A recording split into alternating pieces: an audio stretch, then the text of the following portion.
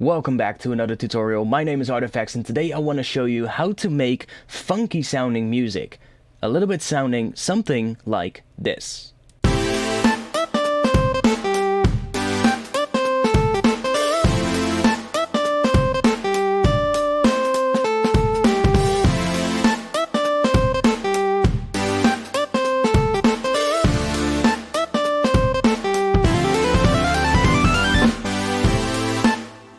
Let's get to it.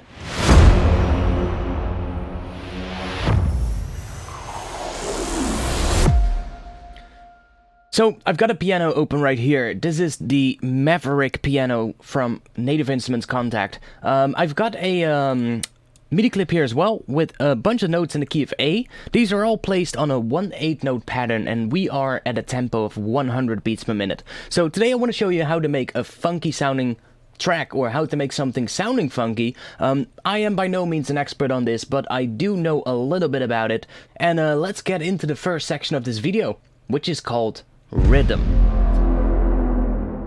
Right now I've got a MIDI clip right here with a bunch of A2 notes, and it sounds like this.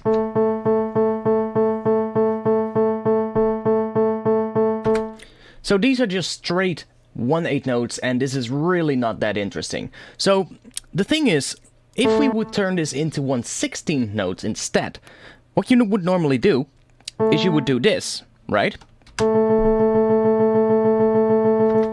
But that isn't really funky. Now, there are several ways how to make things funky, and one of them is rhythm.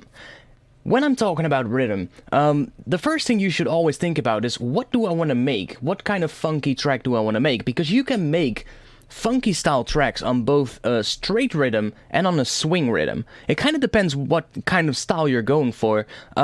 I personally go a lot more for the swing rhythm when I want to get something funky, but there's people that do other stuff. There's people that do straight rhythms and still can make it sound funky, and we're gonna get into that in later in this video. I'm gonna show you several ways how to make something sound funky, and you can then combine those different methods to make something sound a lot more funky than it would actually be when you would just write it using your traditional methods. So I like to go for something swinging. So what we can do is, if I delete these notes, and let me just delete those as well, I can do, for instance, this.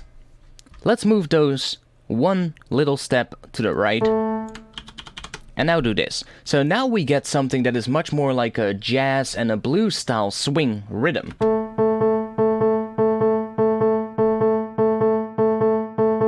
So this is much more in a slower type of swing, and this is much more like jazz and blues. But the type of swing that I would use for funky music is actually a different type of swing. It's actually a 16 note swing. So what I just showed you was a 1/8 note swing. I'm now going to show you a 1/16 note swing.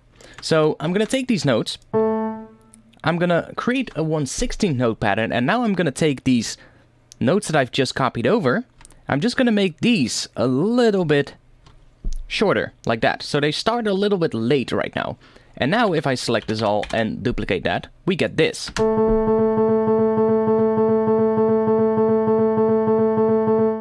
So that is pretty much what swing is, okay? And that's how you would create swing. But there are several ways how you can make it easy for yourself, because offsetting the notes manually from the grid is not really that, well, that user-friendly, because you would have to do that for every single thing that you do in the track. And if you can't align it to the grid, that might actually be quite hard. So there are several ways how to make a swing rhythm and make it easy for yourself. So I'm going to show you that right now. By default, your DAW is going to be set to a straight grid. And this means that every section of a track, so let's say a beat, is going to be divided into 4 subdivisions. So you can see that right here. We've got one beat selected, and then I've got 1, 2, 3, 4 subdivisions. So these are your 16 notes. We could also divide it into 132 notes. Now we get a multiplier of 4. Now we actually get 8 subdivisions, but if we select half a beat, we still have 4 subdivisions. So that is what, by default, your DAW would do. If you want to create a swing rhythm, it's much more easier to work in a triplet grid. So if I now switch it over to a triplet grid, you can now see we have 6 subdivisions for this half beat that I selected. And if I switch back to my 1/16th notes and select the full beat, you can see that we now have 6 subdivisions here as well. Now, what you want to do when you create a funky sounding track is you want to work on the triplet grid, but you want to think as if you're working in regular 16th notes. So that might sound a little weird to you, right? But let me show you what I mean. I can put a note right here, and I can put a note right here.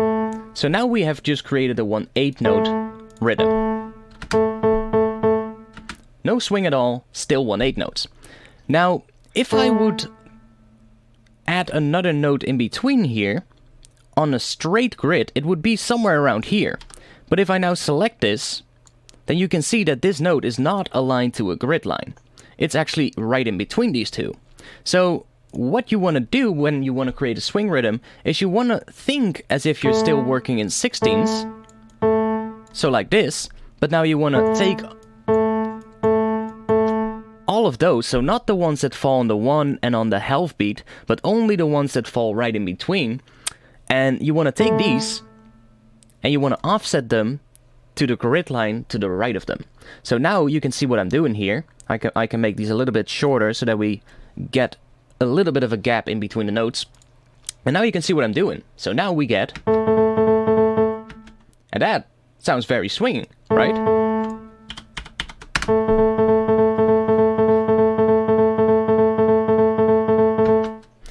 And that is a very easy way to create swing, because we can just align things to the grid here. Let's say I want to add this note somewhere else. I can just align it to the grid and it will work. So that is very, very cool. And the other cool thing is that you can quickly switch to like a triplet section to kind of create a little bit of a fill section in your melody or in your drums. And you can do that, for instance, by doing this. Doing something like that in between. So here we have a little section where we play actually a full triplet, and that sounds like this. See, so you get that faster kind of thing. So I'm going to go back to this, and now I'm gonna go into another part of the rhythm, and that is because this right now, it doesn't really sound that funky yet. It's just a pattern that has some swing. To make things funky, what you need to think about is a word called syncopation. And syncopation means basically that you have several different instruments, and these could be like a piano, a bass, a guitar, your drums, and all these elements together play a rhythm. And they might not all play the exact same rhythm, they might not all play the exact same note at the same time, but because they're all playing different rhythms and different melodies, together they create this syncopated rhythm. And that is what it's called. If you want to see more about that, just look it up. Look up the word syncopation in music production, and you're definitely going to find some more information about what it actually is. But now we've said that, let's at least make this a little bit more funky. So I'm just going to remove some notes.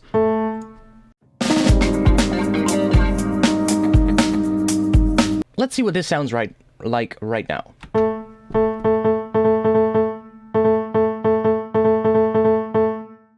That already sounded a lot more funky, just by removing a few notes from that little clip that we made. So now we have something that sounds a lot more funky, and we can actually start working with this. So I'm going to make a copy of this clip, because I want to explain something more. Because right now we're still using the exact same note lengths, all the notes are pretty much the same length, except for these shorter ones in between. But if you want to make something sound a lot more funky, you probably want to work with some longer notes as well. For instance, let's say I want to make this one a little bit longer.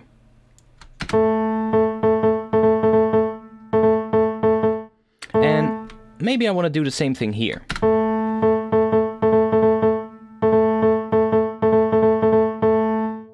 And I'm also going to do something here. So let's move this note to the right. And let's make it a little bit longer as well.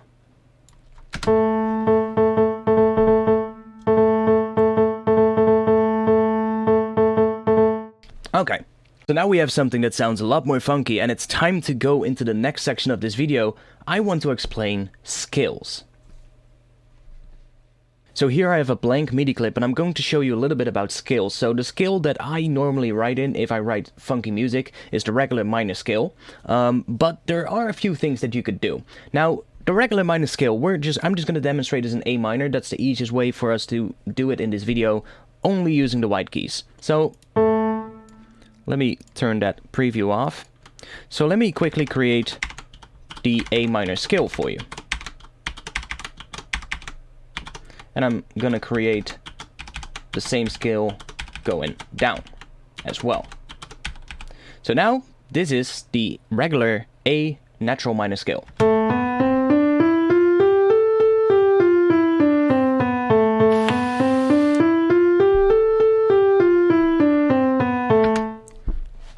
That doesn't sound funky at all, right? But this is actually a very common scale used in a lot of funky sounding music. But you have to know a little bit something about what the scale is and how it works. So every minor scale and every major scale uses 7 notes for the scale and then it repeats itself. That doesn't necessarily sound funky, and there is something we can do to the scale to make it sound more funky. But before we do that, you have to understand that not every note in a scale is as important as the other notes. So in this particular scale, there are a few notes that are not that important. In this case being B and F. Those 2 notes are not necessarily needed for the scale to sound good. They're just there to transition, in the case of B, to transition from the A note, which is the root, to the first, to the minor third, which is C. So from A to C sounds pretty good, but they added a B note in between to make that transition. But that doesn't really sound funky. So the same goes here. If we want to go from E to G, they've also added a note in between, and that makes that transition. Now, those notes, the B and the F in the regular A natural minor scale, are the ones that are not that important. Let's get rid of these notes. So now we have a scale consisting of 5 notes. 1, 2, 3, 4, 5.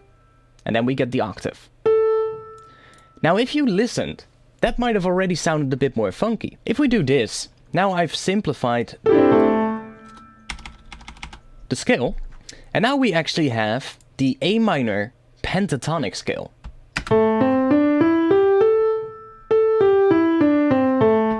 And this one already sounds a bit more funky. This one uses less notes, it's easier to work with, and it sounds funky already if you play it either going up or going down the scale. So now we could start applying this to a rhythm clip and see what happens. So let's see.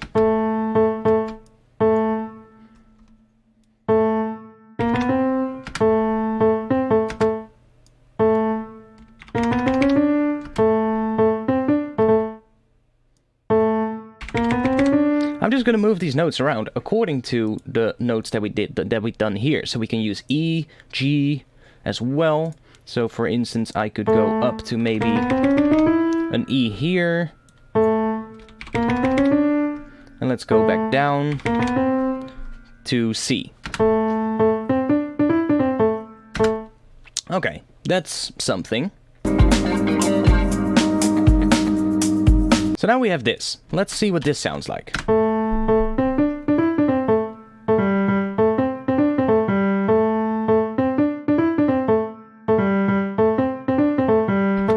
So this sounds very funky already. Now we're getting there. And now we can start working with some other things, because something that also helps to make things sound funky is using octaves. So let's say I want to take this note. I'm also going to take this note right here. I'm going to move these 2 up an octave. So now we get...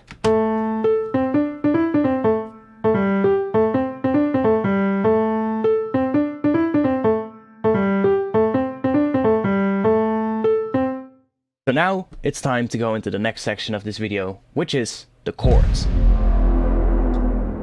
So here we are. I've got a new MIDI clip, and this one is playing the A minor pentatonic scale going down. So it sounds like this.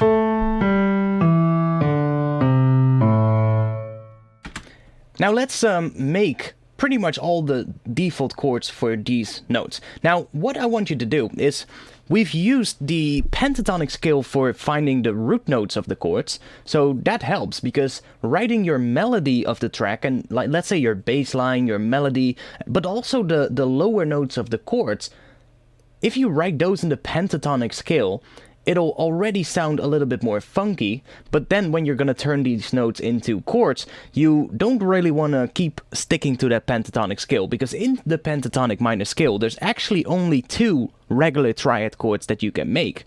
You can make one for A, which is A minor, of course. So we would get this. And there's one other note in the scale that you can make a triad chord for, which is the C major chord, which sounds like this. But other than that, all these other notes, these ones right here, there are no triad chords to be made from those. There are chords you could make, but they're not like the regular major and minor chords. So if you want to turn this into a chord progression, now you want to switch back to the regular minor chord progression so that you can in fact use those notes that we took out earlier. So for instance, if we want to turn the key of G into a chord, this would be a G major, like that. This one is going to be minor, like that. And you can see right here, these two are both using that B note that we took out earlier. So now we are actually using that again. Same goes here for the key of D. We would get an F note. That's also one of those notes that we removed, remember? So now we're actually using these notes again. And this one is again going to be just a regular minor. So now we get... So these are your chords in the A minor scale that we are going to use. This is what you want to build your track off. So there's something more that you can do though to these chords to make them sound even more funky. And that is using minor and major 7th chords or 9th chords or 11th chords. The thing is what you do, and I'm by no means an expert on this, but there's a very easy trick to create these chords. So let's have a look at the first chord. This is an A minor chord, sounding like that. So we can see that this first chord is built out of the notes A, C, and E.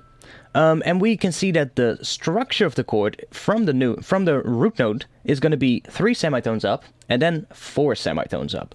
So if I now want to turn this into a minor 7th chord, all I have to do is take a note and repeat that pattern. So I'm going to repeat this pattern by going up in 3 semitones.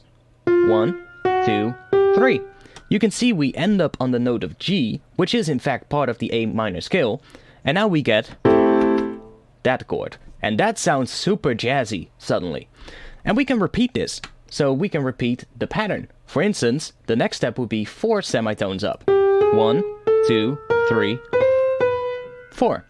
We end up on B. So now we get a 9th chord, which has a very similar sound to the previous one, but I can keep on stacking these. Next step, repeating the pattern, would be 3 semitones up. 1, 2, 3.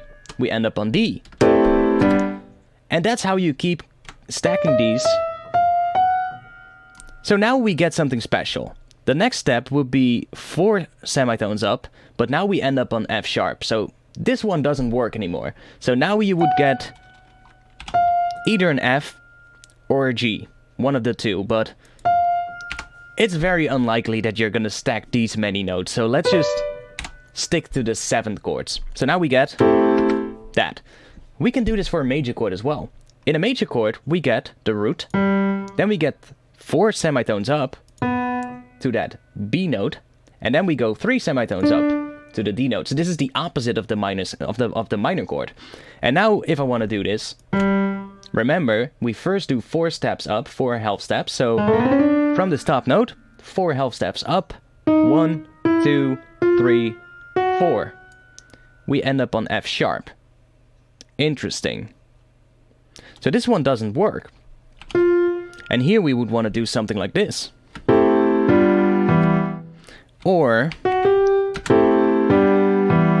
Yeah, so see, in this case, it doesn't work, because we end up on the F sharp. So in this case, I would just go to the octave, which is one semitone higher, since if we look at the bass note of the chord, it's G. So if I want to go up, now I have a perfect octave, and that sounds good. Whether this doesn't really sound that good. I mean, it's fine, but that sounds more pleasing. So now we can do the same thing for these other chords.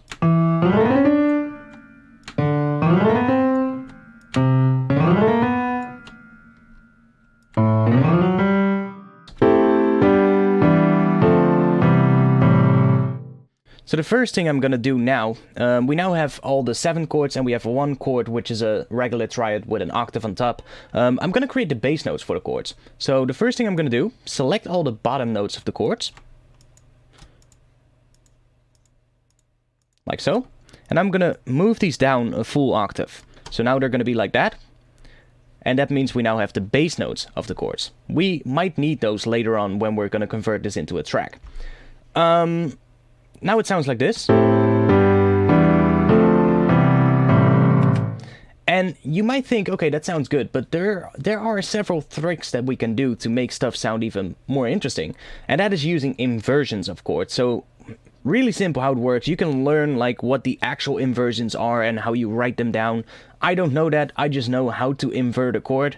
You just select one of the notes of the chords and you move them an octave up or down. For instance, like that.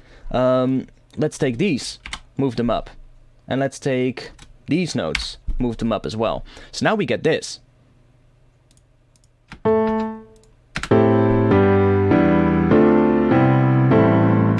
So the notes don't go as low anymore in pitch and the chords sound much cleaner, but we still get the exact same chords. There's still there's just different versions of the chord, but they're still actually the same chord. So, for instance, we could make this go up instead. The bass note's going down, but we can have the chords rising up. And I'll try and do this right now and see if it works. I mean, maybe move this one up as well. So now we get something pretty interesting. The chords are moving up while the rest is moving down, the bass notes. So now we can apply that to the little clip that we made. I don't want to add too much chords in here, but I know for instance that I want to make this into a chord.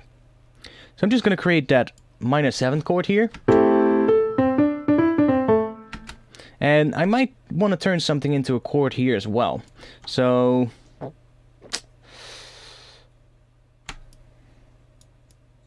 let's try this out.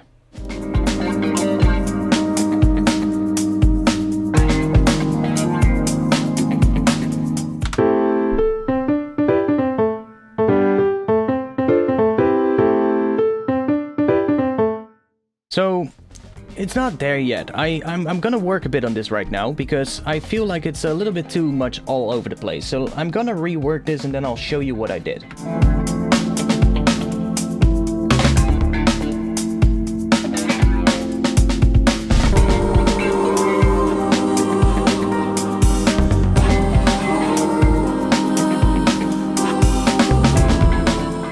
So now we're back. I've worked a bit on the pattern. It's twice as long now, and I created a little section on the end with some chords, and it sounds like this.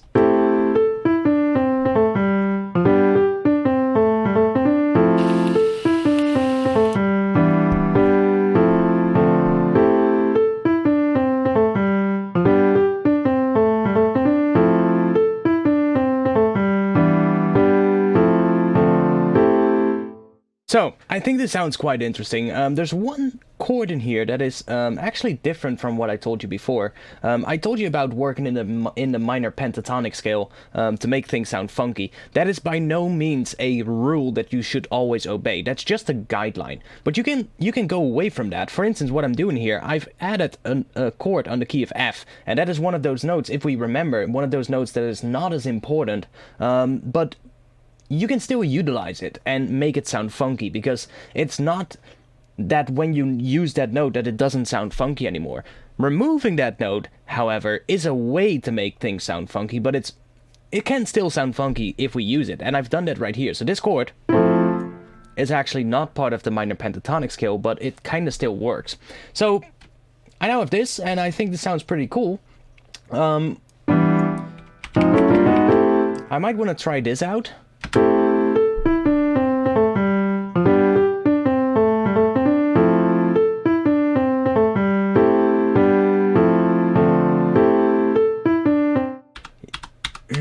Yeah, I'm not a big fan of that.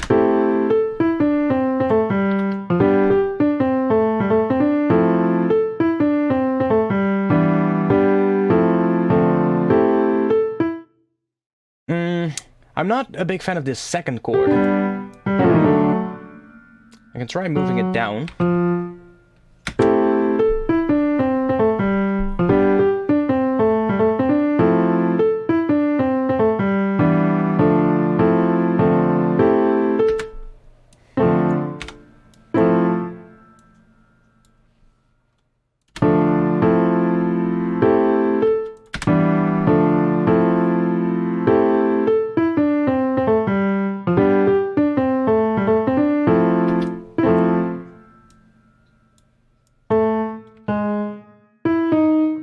Let's try borrowing a chord here. So I'm now going to a minor chord here, which ends up on notes that are not part of the scale, but let's see what that sounds like. Sometimes that actually sounds cool.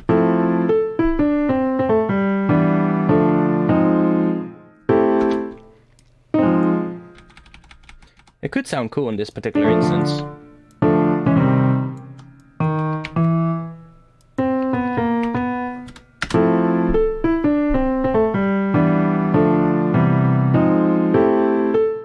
Nah, I don't think it works.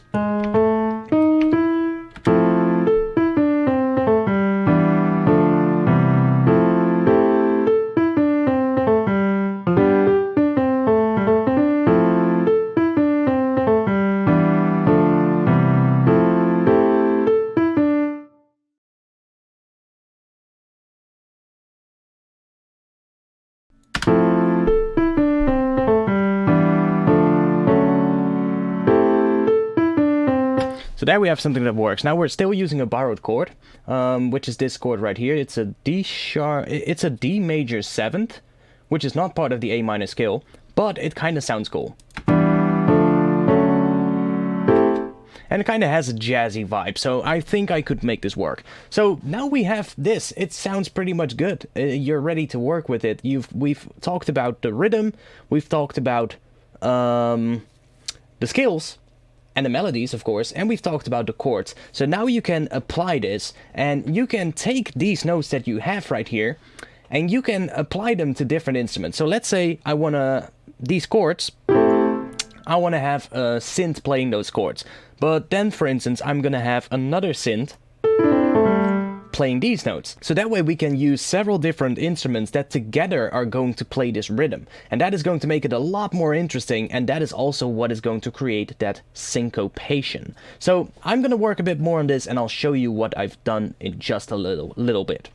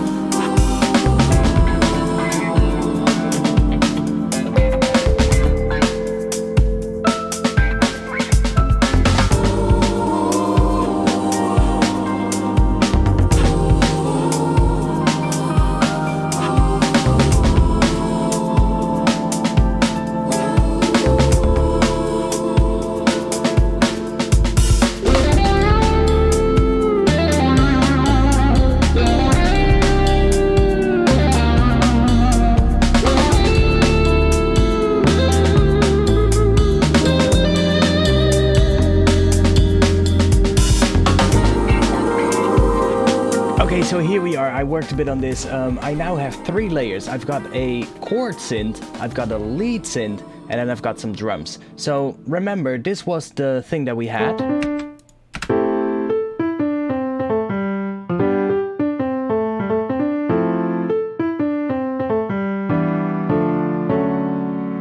That's what we had. I changed it up a little bit. I didn't use that last chord, but I turned it into this. So now we have 3 layers, and it sounds like this.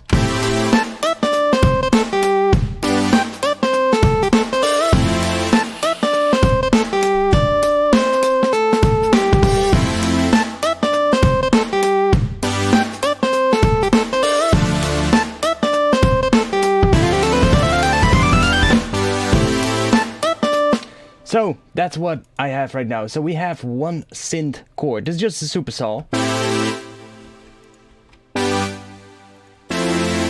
It's just a supersaw, and I played around a little bit with the chords here. So you can see the chords right here. Just played around a little bit with them, and I added a bass note underneath them. Changed it up here a little bit on the end.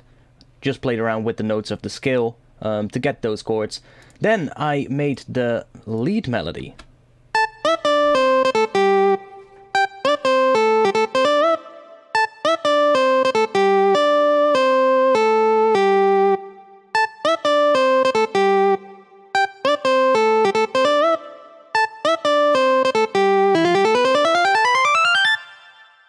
So again, using that triplet grid, I pretty much kept it the same as the other clip that we had with the piano. I just done a few little things. So for instance, if I look at the clip with the piano, which is this one right here, we can see that I'm going from this chord, and then I have this section right here. So we're going from C, or from, what is this? Oh, we're going from E to D.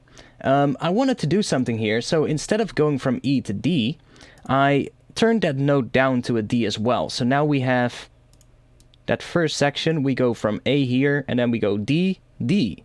So we have 2 D notes. But what I did on the first one, I think at least, yeah, on the first one I added a pitch bend going up. So you can see here, it bends up from the start of the note until here, and it stays on that higher pitch. Now the pitch bend range is 2 semitones, so if I pitch bend this all the way up, we turn this A note, or I think it's an A note, let's see, no it's not an A note. We turn this D note into an E note, because we're bending this up 2 semitones, so it's gonna end up on E.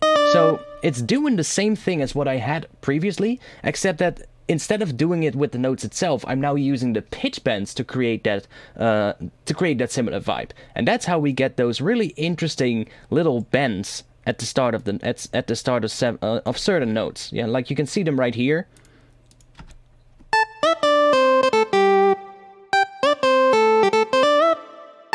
And one right here, which comes in half, at the half of the note.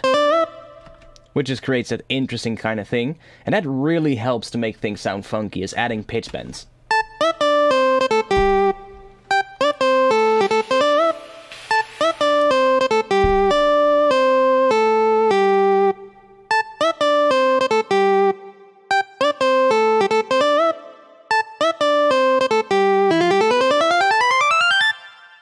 On the end, I'm doing a little run. I'm pretty much just running from E1 up to an A3, and I'm using all the notes of the scale just going up. That's just what that is. So it's really cool. It's a trick used a lot in disco, funk, and all kinds of funky genres. There's one more thing that I did. Inside this lead patch, it's made in Serum. I just made it really quickly. 2 sine waves, 1 octave apart, and there's a pulse wave in there as well. I've took an LFO, and I've attached this LFO to the tuning of the patch. So inside the matrix here, we can see LFO1 is connected to the master tuning, and I'm using the mod wheel to control that. So if the mod wheel is all the way down, we don't get any of this LFO, and what it's doing, it's attached to the pitch, so it's actually just creating a vibrato effect. But I only want to have that vibrato effect on certain notes, on the longer notes. So what I'm doing here is I'm using the mod wheel to bring that vibrato in. So right here, you can see the mod wheel is controlling the LFO set to the master tuning. And then if I go into this clip, and go into the modulation, you can see that right here on these longer notes, I'm bringing up the vibrato. It's very subtle, but it does help. See? Towards the end of that note, that last one, you get that vibrato effect, so that really helps as well. Then the final layer is just some drums. So this is again done using that same technique that I explained earlier with the swing rhythm set to the triplet grid. And if I do this, you can see that these notes actually align with the grid lines quite well, as you can see. And this sounds like this. So this is just some drums coming from Addictive Drums, and they're one of the funk patches.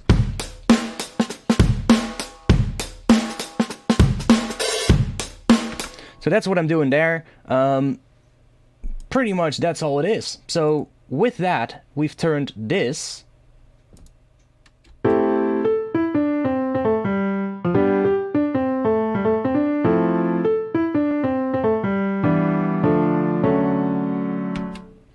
that into this.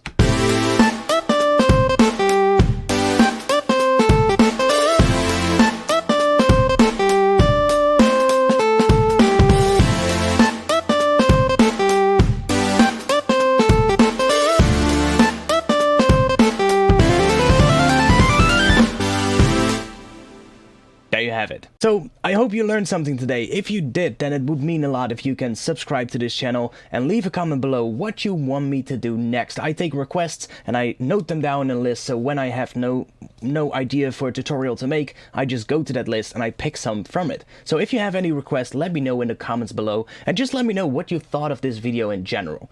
Now, if you want to talk to other musicians and talk to like-minded people about music production, share some tips, or learn some tips from other people, then check out the invite link to my Discord server in the description below this video. If you do that, if you click that, you'll be added to my Discord server, and that is a place where you can ask your questions, share your music, and just, you know, connect with like-minded people. So that's gonna be it for this video. I hope to see you back soon with another tutorial.